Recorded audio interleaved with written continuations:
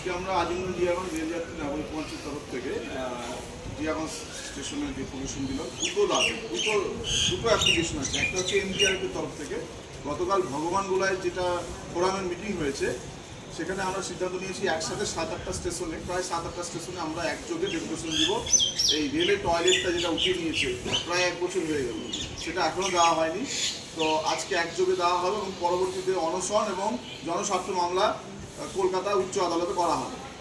তো সেটা আমরা এনডিআরএফের তরফে দিলাম। আরেকটা হচ্ছে আমরা আজিমগঞ্জ জিয়াগঞ্জ রেলযাত্রী নাগরিক মঞ্চের তরফ থেকে দিলাম।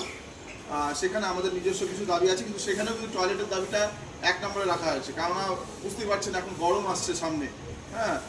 তো এই এত দূর জার্নি 227 কিলোমিটার টয়লেট ছাড়া খুবই কষ্ট হয়। যেখানে রেলের নিয়ম আছে 150 কিলোমিটার উপরে হলে এবং 2 ঘন্টার উপরে হলে টয়লেট দিতে হবে, সেখানে এটা 4 ঘন্টা 4.5 ঘন্টা 5 ঘন্টা জার্নি টয়লেট ছাড়া সাধারণ মানুষের খুব কষ্ট হয়, খুবই কষ্ট হয়।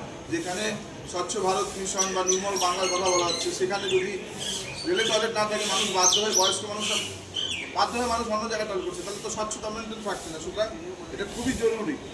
আর আরেকটা আমাদের বাকি দাবিগুলো হচ্ছে জিয়াগঞ্জের রিজার্ভেশন কাউন্টার আলাদা নেই, সেটাকে আলাদা করা এবং এটাকে রাত্রি 8টা অবধি চালু রাখা, pay and use parking facility চালু করা। কিছু ট্রেন আছে, হলদিবাড়ি সুপারফাস্ট ট্রেন 4 দিন ওটাকে নসিপুর ব্রিজ দিয়ে চালানো, উত্তরবঙ্গ এক্সপ্রেসকেও নসিপুর ব্রিজ দিয়ে চালানো। এখানে ফুটওভার ব্রিজের ওপর শেড এবং টিকিট কাউন্টার এবং স্টেশনের মাঝে শেড নির্মাণ করা, যদিও এটা শুনলাম ইয়েতে আছে, আন্ডার প্রসেসে আছে। এবং সুবর্ণমুখী হল স্টেশনে 2টো ট্রেনের স্টপেজ দেওয়া এবং প্ল্যাটফর্ম উঁচু, কিন্তু কাজ শুরু হয়ে গেছে, এটা আমাদের দাবি ছিল। আর প্রোভাইড সাফিসিয়েন্ট লাইট, মানে যথেষ্ট। আজকে আমাদের সঙ্গে উপস্থিত আছেন ইস্টার্ন রেলওয়ের জেডারসিসি মেম্বার এবং বরিষ্ঠ রেল সংগ্রামের সৈনিক শ্রী অবনী প্রামাণিক।